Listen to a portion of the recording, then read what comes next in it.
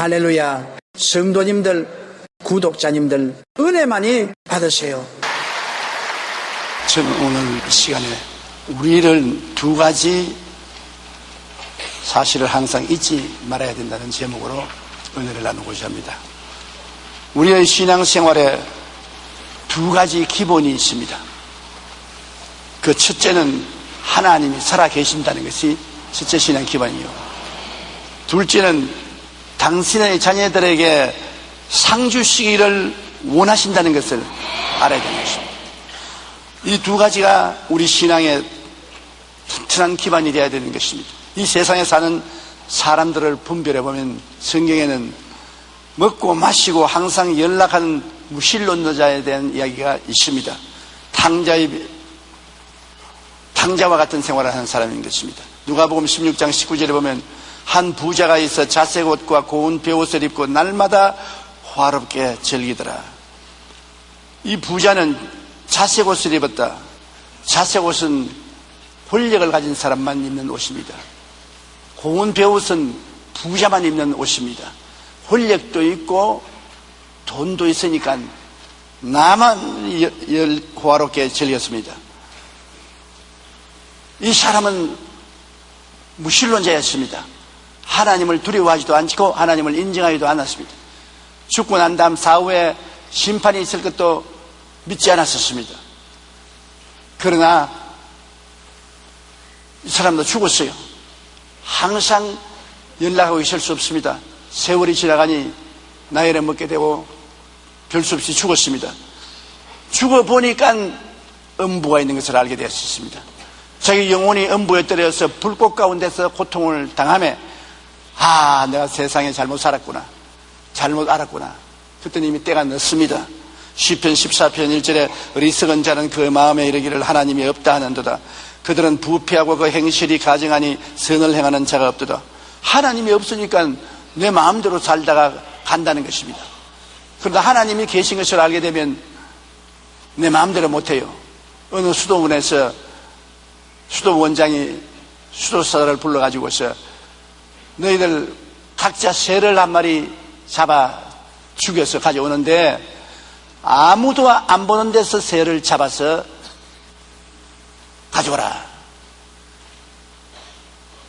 왜 그런 명령을 내렸냐면은 그 수도사들 중에 참 훌륭한 청년이 있었는데 이 청년을 질투해 가지고서 다른 수도사들이 못 살게 군단 말입니다. 그래서 이 청년을 인정해 주기 위해서 청년은 자기의 뜻을 알아줄 것을 짐작하고 다 보냈습니다.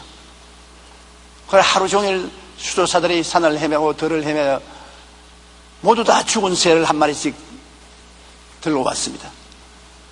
그런데 이 청년은 오지 않아요. 그래 수도사들이 희낙나고 보아라, 새를 잡지도 못했을 것이다. 그런데 나중에야 산 새를 이렇게 쥐고서 왔거든. 그래 원장이 말을 했습니다. 죽은 새를 가져오라 했지 산 새를 가져오라 하냐. 아니 원장님 아무도 안 보는 데서 이 새를 잡아서 오라 했죠. 그래 너희들은 아무도 안 보는 데서 잡았냐 하니까 다들 아무도 안 보는 데서 잡았습니다. 너는 왜 아무도 안 보는 데서 못 잡았냐. 원장님 어디 가도 누가 보고 있어요. 굴 속에 들어가서 잡으려고 하니 그분이 보고 있고, 나무 밑에 들어가서 잡으려고 하니 그분이 보고 있고, 앉아도 그분이 보고 서도 그분이 보아서 그 눈을 피하지 못해서 산채로 가져왔습니다. 그분이 누구냐? 하나님이십니다. 그러니 원장이 박수를 치면서 너 잘 알았다. 네가 정말 올바른 신앙을 가지고 있다고 칭찬했다는 글을 읽어본 적이 있습니다. 하나님이 없다고 하는 사람은 어리석은 사람인 것입니다. 그래서 우리는 우리 양심이 하나님이 살아계신 것을 말씀하고 있습니다. 조금만 마음문을 열어놓으면 하나님의 성령이 하나님이 살아계신 것을 우리 마음속에 가르쳐 주시는 것입니다. 그러나 이 사람은 무신론자로서 하나님을 인정도 아니하고 믿지도 아니하고 영혼이 있는 것을 인정도 아니하고 마음대로 살다가 주지용염 속에 빠져서 살다가 죽어서 지옥에 떨어져서 그때야 후회를 해도 늦었습니다. 그 다음 종류의 사람은 하나님을 잘 믿으나 상 주시는 것을 모르고 평생에 거지로 산 나사로입니다. 이 부잣집 대문 앞에 자리를 깔고 누워있는 거지가 바로 나사로 아닙니까? 온몸에 헌대가 나서 개들이 와서 함께 잠을 자고 헌대를 핥았습니다. 그러나 끄적대기에 누워있으면서도 신앙은 좋아요. 누워가지고서 새벽기도, 철야기도, 금요기도 다 해요. 열심히 하나님을 섬기면서 거지가 되어서 부자 이상에 떨어지는 부스러기를 먹어요. 그 사람이 그냥 물어봅니다. 당신은 왜 하나님을 그렇게 잘 믿으면서 거지로 삽니까? 그 사람은 철학은 하나님을 믿는 사람은 세상과 물질을 사랑하지 말아야 된다. 이 세상의 부귀 영화 공명을 사랑하는 사람은 하나님 믿는 사람이 아니다.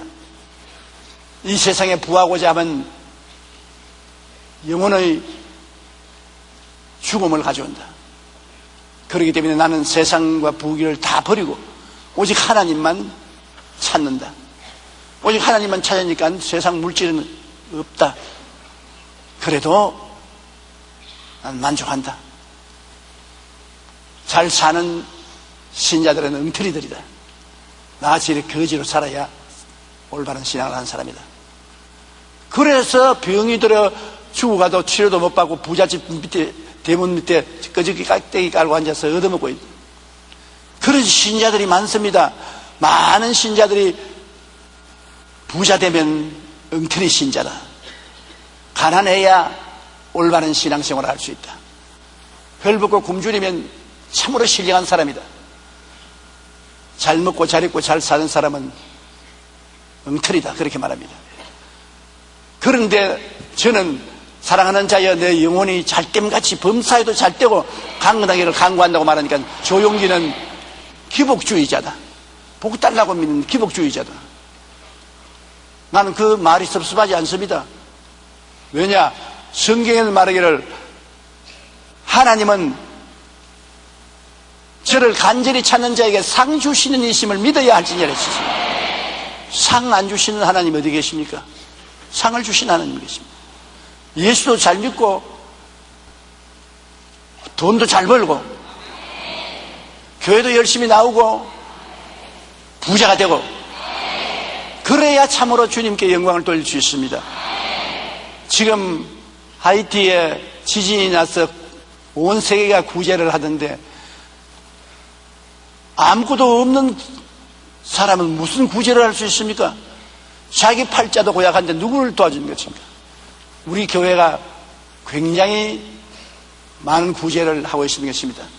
선한 사람들을 보내가지고서 직접으로 구제를 하고 있는데, 왜냐하면 우리 교회 교인들이 평균적으로 다 잘 살고 열심히 하나님께 물질을 드리기 때문에 그런 것입니다. 교회 나오면 돈 달라는 데가 얼마나 많은지 몰라요. 교회만 오면은 11조 내놓아라, 헌금 내놓아라, 무슨 회비 내놓아라, 구제금 내놓아라, 정말 내놓아라 하는 데 많습니다. 그런데 아무것도 없는 사람은 낼 거 뭐가 있습니까? 나는 없습니다. 난 낼 수 없습니다. 그럼 하늘나라는 무너지고 마는 것이죠.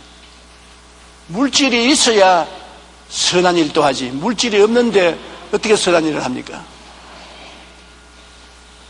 이 거지 나사로는 하나님을 열심히 믿고 신앙생활을 충실히 한 것은 칭찬할 만하지만은 가난하고 거지가 되어야 신령해진다는 것은 잘못된 믿음인 것입니다. 누가복음 16장 20절로 21절에 그런데 나사로라 이름하는 한 거지가 헌대투성이로 그 대문 앞에 버려진 채 그 부자의 상에서 떨어지는 것으로 배불리하며 심지어 개들이 와서 그 헌대를 할더라. 예수 믿는 사람으로서 정말 모범이 되지 못합니다. 그러면 사람들이 말합니다. 왜 하나님이 살아계시면 저 많이 길거리에 걸어다니는 사람 중에 가난한 사람이 많습니까? 하나님이 살아계시면 다 골고루 복을 주셔야지요. 미국 시카고의 한 빈민가에서 목사와 이발사가 함께 길을 걸어가고 있었는데 주변에 가난한 사람이 모여 살고 지저분하고 악취와 풍기는 아주 좋지 않은 환경이었습니다. 이발사는 그런 모습을 보면 목사님께 물었습니다. 목사님, 정말로 목사님이 증거하는 하나님이 살아계신다면 왜 이런 것을 보시고 내버려 놓습니까? 도와주어서 좀 살게 만들어 주셔야지요.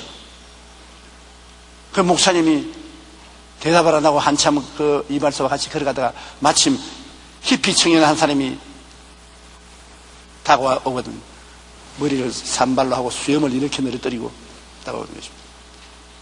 그래, 목사님이 이발사, 여보세요. 왜 당신같이 훌륭한 이발사가 있는데 저 사람은 머리를 저렇게 늘어뜨리고 수염을 저렇게 길게 기르고 추잡하게 다닙니까? 당신 같은 이발사가 우리 시카고에 있는데. 그 이발사가 웃으면서 목사님, 내게 안 오니까 그렇지요. 이 친구가 내 이발소에 왔다면 내가 미담으로 만들어 놓지요. 그래요? 이 사람들이 왜 이렇게 가난한지 압니까? 하나님께 안 오기 때문에 가난하지. 하나님께 와서 하나님을 중심으로 섬겼으면, 그 나라와 그 일을 구했으면 모든 것이 더해졌을 겁니다. 저 사람 이발소에 안 와서 못 깎아준 것이나 하나님께 간절히 기도하고 구하지 않은 사람 도와줄 수 없는 것이 마찬가지입니다. 성경에는 주님 말씀하기를 내 믿은 대로 될지어다. 하나님은 안 도와주신다. 하나님 축복 안 해주신다. 거지로 사는 것이 신령하다고 믿으면 그 믿은 대로 해주는 것입니다. 뭐냐? 네 믿은 대로 해주마. 그러나 상 주시는 하나님인 줄 알고 하나님께 11조 헌금도 드리고 철학기도도 하고 금식기도도 하고 예배하고 찬송하고 긍정적으로 믿고 나가면 하나님은 내 믿은 대로 될지어다. 그대로 또 갚아주시는 것입니다. 많은 사람들이 교회를 나오긴 해도 하나님이 어떤 분이신지를 올바로 아는 사람이 많지 않습니다. 그래서 하나님께서 상 주시는 이시라는 것을 모르고 있습니다. 평생에 거지로 산 나사로와 같이 가난하고 비참한 생활을 해야 신령한 신앙생활을 한다고 큰 오해를 하고 있는 것입니다. 잘못 믿는 것입니다. 미국이 가난하고 거지 나라였으면 온 세계뿐 아니라 우리 한국은 지금 살지도 못합니다. 6.25 사변 났을 때 미국에서 온 그 구제물자들이 산더미 같이 왔습니다. 그 산더미 같은 구제물자가 안 왔으면 우리 한국은 굶어 죽었어요. 그리고 한국 교회도 미국 선교사들을 파견해서 그들이 연세대학도 세웠고 세브란스 병원도 세웠고 수많은 교육기관과 화원을 세웠습니다. 그것이 기초가 되어서 우리가 지금 오늘날 한국 기독교가 이렇게 왕성이 된 것입니다. 미국이 잘 살았기 때문에 그렇지, 미국이 거지였으면 어떻게 도와줄 수 있는 것입니까? 미국이 이제 아프리카 어느 나라처럼 가난했으면 전혀 도와줄 수 없지요. 그러니까 거지로 사는 것이 신령한 생활이라고 생각하면 큰 오해입니다. 근데 보세요. 여기 하나님도 살아계심도 알고 상 주신 하나님께로서 금세와 넷세 상연을 누린 사람이 있습니다. 누구시지요? 누가복음 16장 23절로 24절에 그가 음부에서, 그 부자가 음부에서 고통 중에 눈을 들어 멀리 아브라함과 그의 품에 있는 나사로를 보고 불러 이르되 아버지 아브라함이여 나를 긍휼히 여기서 나사로를 보내어 그 손가락 끝에 물을 찍어내 혀를 서늘하게 하소서. 내가 이 불꽃 가운데서 괴로워하나이다. 아브라함 보십시오. 천국의 좌장으로 계시는데 아브라함은 이 세상에 있을 때 나사로처럼 거지였습니까? 거부였습니다. 하나님께서 내가 내게 복주고 복주며 번창케 하고 번창케 하라고 하셨습니다. 아브라함의 종이 아브라함에 대해서 평할 때 은과 금이 풍부하고 짐승들이 많아 거부였다고 말하는 것입니다. 아브라함은 정말 이 땅에 사는 동안 거부였습니다. 그러나 거부이면서도 하나님을 믿고 순종하는 데는 따를 수가 없었습니다. 자기 외아들을 하나님이 원하시는 대로 잡아서 바치려고 모리아산에 올라갔던 분인 것입니다. 하나님은 네가 참 나를 사랑하는 사람인 줄 안다고 말하셨습니다. 그렇다고 해서 아브라함이 성자는 아니었습니다. 아브라함도 거짓말을 해가지고서 자기 아내를 여동생이라고 해가지고 애굽의 바로에게 시집 보내가 그 대가로 짐승들을 선물로 많이 받았습니다. 하나님이 안 건져줬으면 영원히 바로의 마누라 되고 말았습니다. 그 다음 또 자기 부인의 몸종을 마누라로 취해가지고서 이스마엘을 낳았습니다. 믿음의 조상입니다. 그분이 어떻게 그런 일을 할 수 있습니까? 그러나 자기 마누라고 자기 마누라 몸종을 데리고서 살았습니다. 하나님이 나중에 그 문제를 해결 안 해주셨으면 아브라함의 세계에 굉장히 고통이 있을 것입니다. 또 자기 조카하고 싸웠습니다. 초지 때문에 조카하고 싸워서 헤어졌습니다. 그리고 또 전쟁도 했습니다. 아브라함이라고 해서 여러분 아주 성자가 되어서 복을 받은 것이 아닙니다. 그러나 그런 가운데도 아브라함은 우리가 따를 수 없이 하나님의 말씀에 절대 순종하고 절대 믿었습니다. 아브라함이 하나님을 믿음에 그 믿음을 의로 넣었다. 하나님을 절대로 믿고 하나님께 할 수 있는 힘을 다해서 순종했습니다. 그러므로 여러분 우리에게도 소망이 있어요. 우리 이곳에서 하나님이 내가 참 어려운 사람이구나, 내가 복 주겠다, 그렇게 칭함을 받을 만한 사람 있거든 한번 손들어 보십시오. 죄를 한 번도 안 지은 사람 왜 없나? 우리 장로님들 중에 한 번도 없어요? 다 죄를 지었습니다. 성경이 모든 사람이 죄를 지었으면 하나님의 영광에 이르지 못한다 했습니다. 아브라함이 대표적인 사람인 것입니다. 그렇지만 우리는 그 가운데도 믿고 순종한다는 그 신앙이 하나님 앞에 의롭다함을 받게 해주시는 것입니다. 하나님의 아들 예수 그리스도를 구주로 믿고 섬기며 순종하면 하나님이 그리스도의 보혈로 우리를 의롭다고 여겨주시는 것입니다. 그러므로 똑같은 세 사람, 아브라함도 지상에서 하나님께 복을 받아 큰 부자로 살고 천당에 올라가서 낙원에 들어가서 낙원의 매니저가 되었습니다. 낙원에서 제일 어떤가는 사람이 됐습니다. 세 사람이 그 옛날에 똑같이 살았는데 아브라함은 영혼이 잘됨같이 범사에 잘되며 강건한 삼중 축복을 받고 온전히 축복받고 있다가 하늘 나갔고, 부자는 육신적으로 돈만 많았고 하나님을 믿지 않아서 지옥으로 내려갔고, 거지 나사로는 거지가 되어야 훌륭한 신앙생활을 한다고 신앙은 잘 가졌지만은 생활은 이 세상에서 거지로 살다가 천당은 갔습니다. 요사이도 한 가지예요. 요사이도 많이 생활이 어렵고 고통스럽고 거지같이 살면서도 주님을 잘 믿어 천당에 가는 사람 많습니다. 그 사람이 거지같이 사는 것은 하나님이 그렇게 만드는 것이 아니라 자기가 그렇게 해야 잘 산다고 훌륭한 신자가 된다고 믿고 있는 것입니다. 또 그렇게 가르치는 목사들이 많습니다. 교회에 오면은 헐벗고 굶주리고 빈손 들어야 착실한 신앙자가 된다. 잘 먹고 잘 입고 돈벌이 하면은 타락한 세속적인 사람이 된다. 그렇게 가르치는 목사들도 많이 있습니다. 그러나 여기 분명히 보십시오.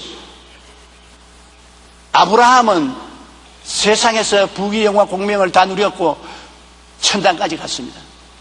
천당도 제일 높은 자리에 올라갔습니다. 나사로는 평생에 거지로 살면서까지 하나님을 믿었으나 아브라함보다 높은 데 못 올라갔습니다. 부자는 하나님 없이 육신 정욕, 안욕의 정욕, 이성의 창을 따라 살다가 불꽃 가운데 떨어졌습니다. 그러므로 우리가 주님을 잘 믿고 축복받고 사는 것은 하나님이 기뻐하시는 것입니다. 내가 하나님의 복을 받아 그 축복을 하나님 영광 위해서 누리지 아니하고 세상의 정욕을 위해서 누리면 그건 절단이지. 그건 나쁩니다. 그러나 아무리 큰 부자라도 내 마음속에 주님이 중심에 서 있고 내가 그 나라와 그 일을 먼저 구하는 삶을 살면은 있으면 있을수록 좋습니다. 우리 여의도 순복음교회는 하나님께서 축복을 해 주시면 주실수록 더욱 좋습니다. 왜냐하면 하나님 영광 위해서 쓸 테니까. 그런데 성경에 보면 우리 삶 속에 하나님을 체험해야 된다고 말하고 있는 것입니다. 하나님이 살아계신 것을 알아야 된다. 하나님이 살아계신 것을 아는 데는 여러 가지 체험이 굉장히 도움이 되는 것입니다. 여러 가지 시련을 통하여 하나님을 체험하게 되는 것입니다. 구약의 하나님의 영광을 나타내기 위하여 바로왕을 세운 이유도 거기에 있는 것입니다. 왜냐하면 빛이 얼마나 밝았는가 보면은 어두움이 있어야 되는 것입니다. 건강이 얼마나 좋으냐 병들어 봐야 아는 것입니다. 평안이가 얼마나 좋으냐 환난을 당해 봐야 하는 것입니다. 음식이 얼마나 좋으냐 배고파 봐야 하는 것입니다. 그냥 설명을 하면은 머릿속에 그런가 보다 그렇게 생각하는데 실제로 당해봐야 뼈저리 느끼는 것입니다. 하나님이 살아계신다 아마 그런가 보다 머리로서 그렇게 생각하고 마음속에 절절히 느끼지 못하는 사람이 너무나 많습니다. 안 믿는 사람은 말할 필요 없고 예수를 믿는 사람조차도 하나님 그래요. 성경에 하나님 살아계신다고 그랬어. 우리 어머니 아버지도 교회 열심히 나갔어. 그러니까 나도 긴가민가 하면서도 교회 나가고 있어. 그건 신앙이 아닙니다. 그러기 때문에 우리의 생활 가운데 시험과 환난이 종종 다가오는 이유는 하나님이 나타날 수 있는 기회를 얻기 위해서 그렇게 하시는 것입니다. 하나님이 필요해야 하나님을 찾지 필요 안 하면 하나님을 안 찾는단 말입니다. 하나님이 필요해서 도와달라고 기도해야 하나님이 나타날 수 있지 기도도 안 하는데 나타날 수가 없어요. 출애굽기 10장 2절에 보면 내게 내가 애굽에서 행한 일들 곧 내가 그들 가운데서 행한 표징을 내 아들과 내 자손의 귀에 전하기 위함이라. 너희는 내가 야훼인 줄을 알리라. 애굽에서 주님이 큰 기적을 많이 행했습니다. 그 기적에 애굽 사람들이 많이 희생되었습니다. 그러나 그렇게 행한 것은 살아계신 하나님이 계시다는 것을 체험하고 그것을 확실히 적어서 후손들이 알게 하겠다는 것입니다. 제자들이 성령을 받고 이제 온 천하 만국에 나와서 복음을 증거해야 될 때가 왔을 때 수제자인 베드로에게 하나님이 살아계셔서 지금도 역사하고 있다는 것을 뚜렷이 증거하기 위해서 베드로를 총독에게 잡히게 해서 감옥에 들어갔습니다. 6월절이 되면 끄집고 나와서 삼령을 하려고 했는데 그때까지 감옥에 가둬놨는데 도저히 사람의 생각으로 나올 수가 없습니다. 왜냐하면 감방이 특수해서 감방 안에 군인 2사람이 양팔에 베드로를 끼고 쇠고랑으로 채웠어요. 같이 넣으면 같이 넣고 그러면 같이 긋도록 그렇게 만들어놨습니다. 베드로 꼼짝도 못해요. 이쪽에도 로마 군인하고 쇠고랑 차고 이쪽에도 로마 군인하고 쇠고랑 차고 그 방에 철문을 나가면은 저 밖에 또 군인이 4사람 지키고 있는 것입니다. 또 거기 또 밖에 나가면 또 철문이 있는데 거기 또 군인이 4사람 지키고 있는 것입니다.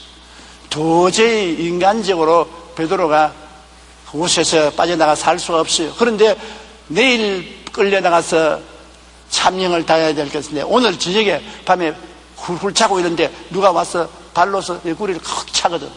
그래 보니까 흰옷 입은 사람이 일어나라. 일어나니까 철고랑이 자연적으로 철컥 열려버리거든. 그러나 로마 군인은 코를 골고 자고 있습니다. 그런데 첫째 철문을 나오는데 철문이 그대로 자연적으로 열려서 그 사람 뒤를 따라 나오는데 거기에 있는 로마 군인들은 눈 뜨고 가만히 보고 있어도 나간 줄 몰라요. 청맹간이요. 그러니까 그 문을 통하고 그 다음 또 문을 통하는데 그에 있는 로마 군인들도 눈 뜨고도 못 봐요. 그래서 길거리에 나와서 한참 가다가 이분이 사라졌습니다. 그때야 베드로가 이야 천사가 와서 나를 이 죽음에서 건졌구나. 그래서 그가 마음에 용기 100배 했는 것입니다. 이제 막 시작하는 선교 역사에 하나님이 정말 기적적으로 같이 계신다는 것을 뼈저리게 체험할 수 있는 것입니다.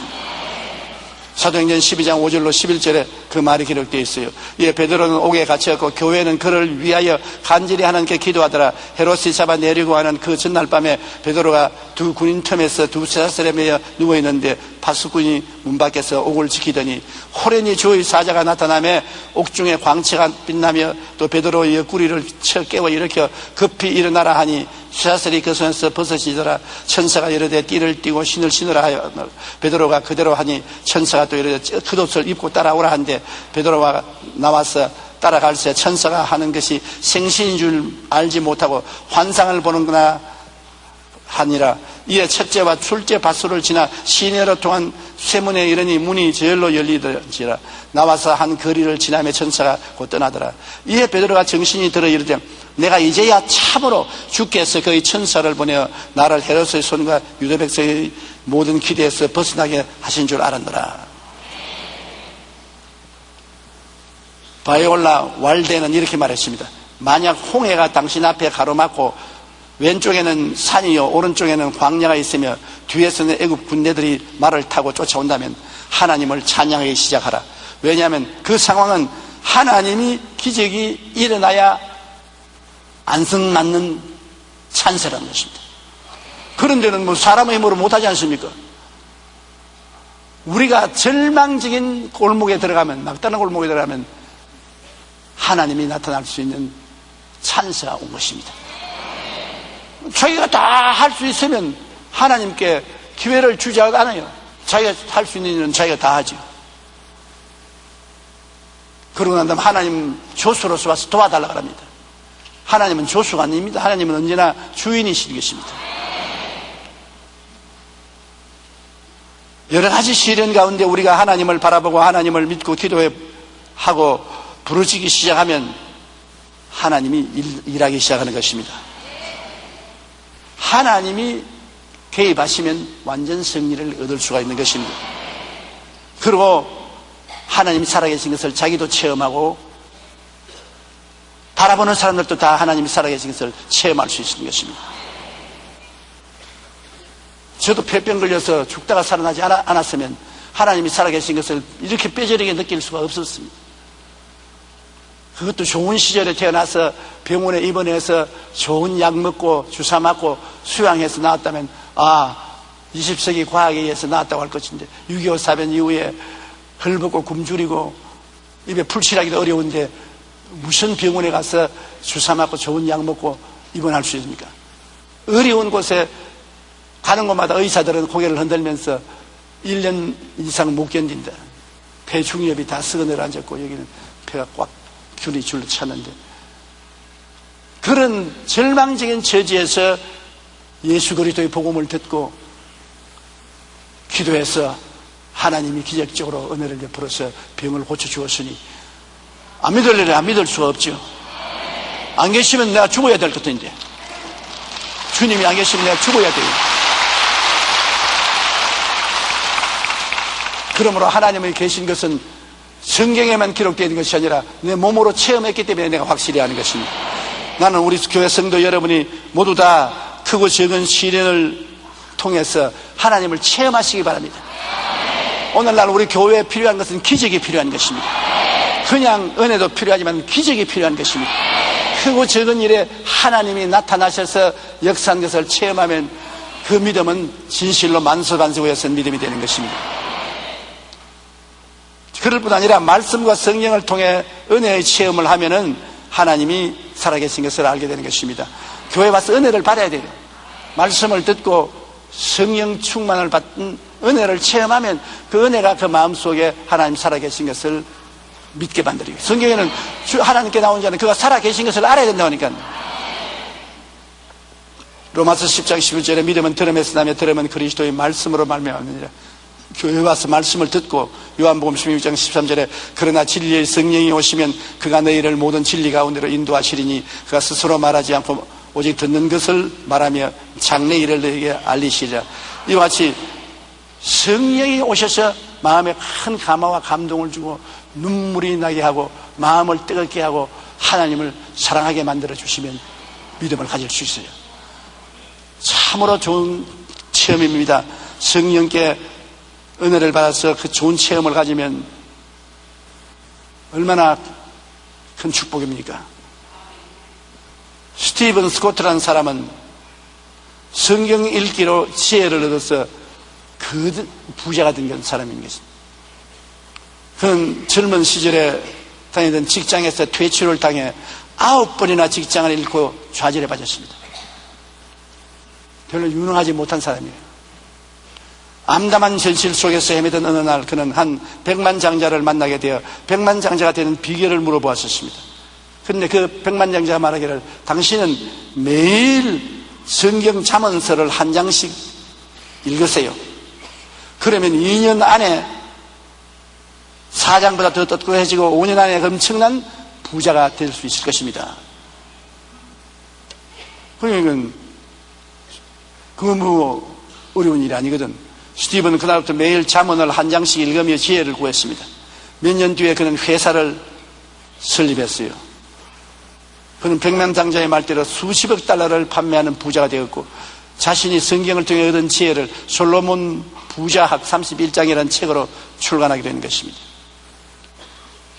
이 성경이 하나님의 지혜의 책입니다. 이 성경이 보배 덩어리예요. 다 잃어버릴지라도 성경 한 권만 있으면 또 머리가 되고 꼬리도 안 되고 위에 있고 아래 내려가지 않고 남에게 구워질 줄도 꾸지 않습니다. 학교 교육을 정규적으로 못 받고 어려운 생활을 했더라도 말씀 안고 나가면 21세기 에이브람 링컨 같은 사람이 나타날 수 있는 것입니다. 하나님의 말씀이 우리에게 천례적인 지혜를 주시는 것입니다. 러시아의 문호 톨스토이는 사람은 무엇으로 사는가라는 그의 책에서 이렇게 말했습니다. 인간은 유한한 존재이다. 사람은 하나님께서 주시는 지혜를 가지고 은혜로 살아간다고 말했습니다. 하나님이 주시는 지혜로 은혜를 가지고 산다. 그게 다 체험한 말인 것입니다. 우리의 삶의 지혜는 하나님과 하나님의 말씀으로부터 옵니다. 그러므로 우리는 지혜를 얻기 위해 늘 말씀을 읽고 성령님의 도우심을 간구해야 됩니다. 그럴 때 하나님은 우리에게 지혜를 주시고 은혜를 체험해 주신 것입니다. 우리는 이렇게 말씀과 성령을 통해 은혜를 체험함으로 하나님의 살아계심을 깨달을 수가 있습니다. 하나님 말씀 중요하게 여기십시오. 그리고 성령께 기도해서 말씀을 깨달아 알게 해 주십시오. 간구하십시오.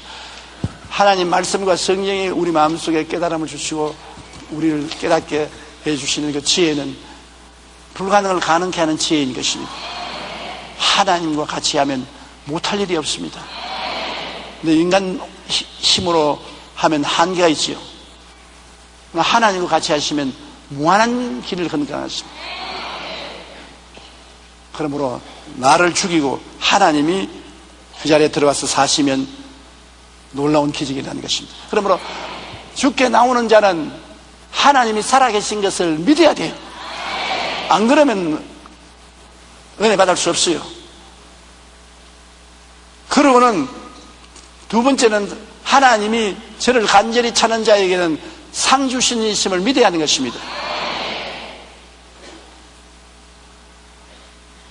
따라 말씀해. 잘못된 신앙은 가난과 실패를 하나님 뜻으로 받아들이는 것이다.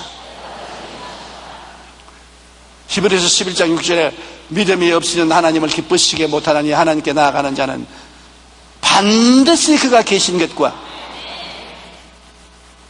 희미하게 아닙니다. 반드시 그가 계신 것과 또한 그가 자기를 찾는 자들에게 어떻게 하신다고요? 상 주시는 이심을 믿어야 할지니라. 하나님이 상 안 주시는 하나님인 줄 생각하지 마십시오. 잠언서 22장 4절에 같이 한번 읽어보십시다. 겸손과 야훼를 경외함의 보상은 재물과 영광과 생명이니라. 겸손하고 야훼를 경외하는 보상이 오는데 재물이 보상이 오고 영광과 생명이 보상으로 온다. 그런데 왜 하나님 믿어도 가난해야 된다는 말이 어디서 나옵니까? 하나님을 찾아도 별 돌이 없다. 하나님 찾아도 거지로 살아야 된다. 성경 뜯어 고쳐야지. 저를 찾는 자에게 상주신이심을 믿어야 하는데 그걸 안 믿으면 어떻게 되겠습니까? 히브리서 13장 8절은 예수 그리스도는 어제나 오늘이나 영원토록 동일하시니라. 옛날에 믿는 자에게 상 주신 예수님은 오늘날 믿는 자에게 상 안 주시는 예수님이 아니십니다. 동일한 예수님이신 것입니다. 로마서 8장 32절에 자기 아들을 아끼지 아니하고 우리 모든 사람을 위하여 내어주시니가 어찌 그 아들과 함께 모든 것을 우리에게 주시지 아니하겠느냐. 이론적으로 생각해 봐라. 아들을 우리에게 주시니가 그 아들과 함께 모든 것을 어떻게 안 주겠느냐. 빌립보 4장 19절에 나의 하나님이 그리스도 예수 안에서 영광 가운데 그 풍성한 대로 너희 모든 쓸 것을 채우시리라. 한두 가지가 아니라 우리 필요한 모든 것을 채워주겠다는 것입니다. 우리가 역사를 통해서 보면 우리가 조상의 하나님은 거지 아닙니다. 아브라함, 이삭, 야곱, 요셉, 그 다음에 적과 꿀이 흐르는 땅, 하나님이 연결된 곳마다 축복이 강물처럼 흘렀습니다. 아브라함이 거지로 살았습니까? 창세기 13장 1절 2절에 아브라함이 애굽에서 그와 그의 아내와 모든 소유와 롯과 함께 네겝으로 올라가니 아브라함에게 가축과 은과 금이 풍부하였더라. 창세기 24장 35절에 야훼께서 나의 주인에게 크게 복을 주시어 창성하게 하시되 소와 양과 은근과 종들과 낙타와 나귀를 그에게 주셨다. 종이 주인에 대한 평가를 내는 것입니다. 그럼 아브라함의 아들 이삭은 어떻습니까? 창세기 26장 12절로 14절에 이삭이 그 땅에서 농사하여 그 해에 100배나 얻었고, 와, 많이 얻었네. 야훼께서 복을 주심으로 그 사람이 창대하고 왕성하여 마침내 거부가 되어 양과 소가 때를 이루고 종이 심이 많음으로. 그 아버지의 그 아들이에요. 그러면 야곱은 어떻습니까? 아브라함의 손자 야곱은 창세기 30장 42절로 43절에 튼튼한 것은 야곱의 것이 된지라 이에 그 사람이 매우 번창하여 양떼와 노비와 낙타와 나귀가 많았더라. 창세기 32장 10절에 나는 주께서 주의 종에게 베푸신 모든 은총과 모든 진실함을 조금도 감당할 수 없사오나 내가 내 지팡이만 가지고 이 요단을 건넜더니 지금은 2때나 이루었나이다. 지팡이만 짚고 빈손으로 요단을 건너서 외삼촌 집으로 갔는데 그가 20년 후에 고향으로 돌아갈 때 한 때, 2때 바다 모래같이 많은 짐승떼를 거느리고 돌아오는 거부가 되었습니다. 그 아버지도 거부요, 그 아들도 거부요, 그 손자도 거부요. 하나님은 나는 그 아버지 아브라함의 하나님, 그 아들 이삭의 하나님, 그 손자 야곱의 하나님이다. 하나님은 사람을 차별대우하지 않습니다. 요셉을 보십시오. 창세기 41장 41절로 43절에 바로가 또 요셉에게 이르되 내가 너를 애굽 땅 온 땅의 총리가 되게 하노라 하고 자기의 인장 반지를 빼어 요셉의 손에 끼우고 그에게 세마포 옷을 입히고 금사슬을 목에 걸고 자기에게 있는 버금 수레에 그를 태우며 무리가 그의 앞에서 소리 지르기를 엎드리라 하더라. 바로가 그에게 애굽 전국을 총리로 다스리게 하더라. 14년 전에 형제들이 질투해서 종으로 팔아먹은 사람이 13년 후에 애굽의 총리 대신이 되었습니다. 요 사이도 여러분 세계를 여행해보면 굴지의 부자들은 다 유대인인들이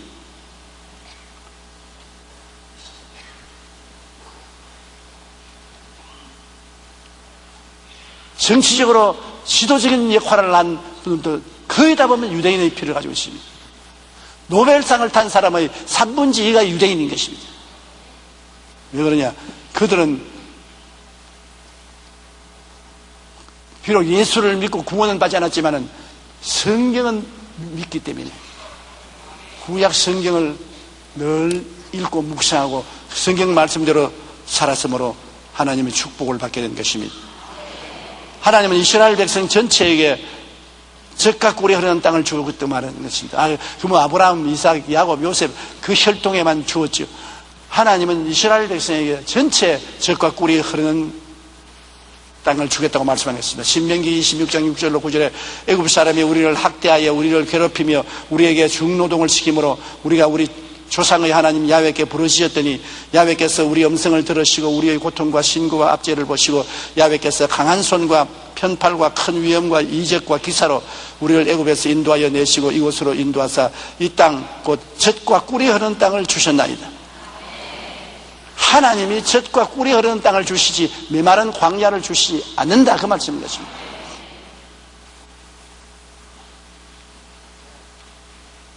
사람이 나이를 먹으면 조금 철이 듭니다. 전 요사이 빈손 들고 서울에 올라와서 50년의 세월이 지나고 난 다음에 하나님이 얼마나 저희 삶에 축복해 주신 것을 생각하고 감격하여 눈물을 흘립니다. 정말 부산진역에서 3등 열차를 탔을 때 깜깜했어요. 서울에 일가 친척도 없고 아무도 없는데 오직 예수님만 내 가슴 속에 계셨습니다. 그런데 그 예수님이 50년이 넘은 세월이 지나가니까 3등 열차 타고 온 사람이 아니라 이제는 1등 열차를 타고 가르쳤습니다.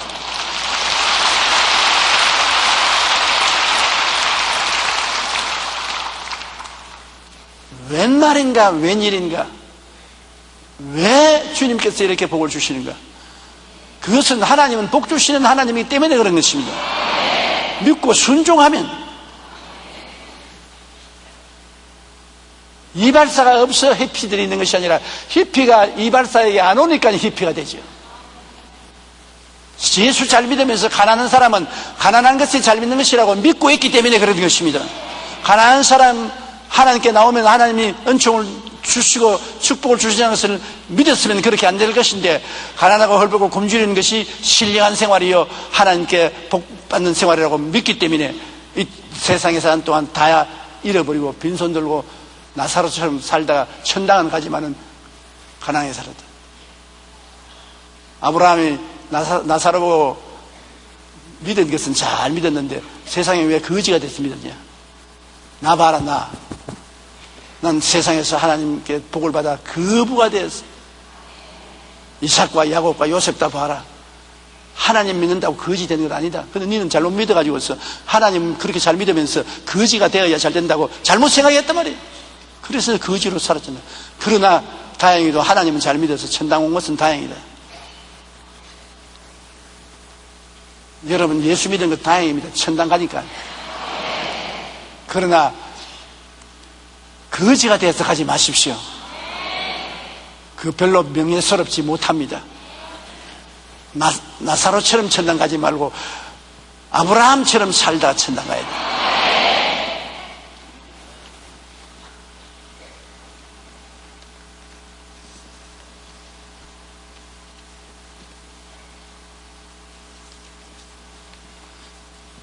우리가 예수님의 대속의 은혜를 보면 예수님의 대속의 은혜 속에 축복의 말씀이 많습니다. 고린도후서 8장 9절 우리 다 같이 소리내 읽어보십시다. 우리 주 예수 그리스도의 은혜를 너희가 알거니와 부요하신 이로서 너희를 위하여 가난하게 되시면 그의 가난함으로 말미암아 너희를 부욕케 하려 하심이라. 예수님이 헐벗고 굶주리고 가난하게 사느니 우리도 예수님의 뒤를 따라가야 되겠다. 천만에요. 성경은 예수님이 엄청나게 부유한 하나님이신데 우리를 가난한데서 건지기 위해서 대신 가난해졌다는 것입니다. 그러므로 예수 믿으면 부유하게 되어야 예수님 가난하게 사는 효과가 발생되는 것입니다. 고린도후서 9장 8절도 같이 읽어보십시다. 하나님이 능히 모든 은혜를 너희에게 넘치게 하시나니 이는 너희로 모든 일에 항상 모든 것이 넉넉하여 모든 착한 일을 넘치게 하려 하십니다. 끝장났지 뭐. 모든 일에 항상 모든 것이 넉넉하여 모든 착한 일을 넘치게 하려 하십니다. 1912년 보스턴의 한 가난한 집에서 태어난 소년이 있었습니다. 그는 교육도 제대로 받을 수가 없었지만 늘 비록 내가 가난하고 공부도 못했지만 하나님을 먼저 섬긴다고 마음에 작정을 했습니다. 돈이 조금이라도 모이면 11조를 드려 철저히 주일 성수를 했습니다. 그러자 하나님께서 그에게 능력을 부어주어서 10대에 이미 사업가로서 자질을 보이기 시작했습니다. 그는 여름에는 얼음을 팔아서 돈을 벌고 그 후에 공장이나 건설 노동자에게 커피와 샌드위치를 팔아서 제법 많은 돈을 모았습니다. 30세에 점심을 배달해주는 모빌 런치 서비스라는 회사를 세워서 성공을 했습니다. 그가 바로 요즘 많은 사람들이 커피 및 도너츠라 하면 떠올리는 덩큰 도너츠를 설립하여 크게 성공한 로젠버거인 것입니다. 던킨 도너츠. 현재 로젠버거의 던킨 도너츠는 미국에서만 1,700여 지점이 있고 세계 100여 개 나라의 지점을 가지고 있습니다. 그가 72세 되었을 때 생일을 축하하는 자리에서 기자가 그의 성공 이유를 묻자 그는 이렇게 대답했습니다. 저는 가난하고 못 배웠어요.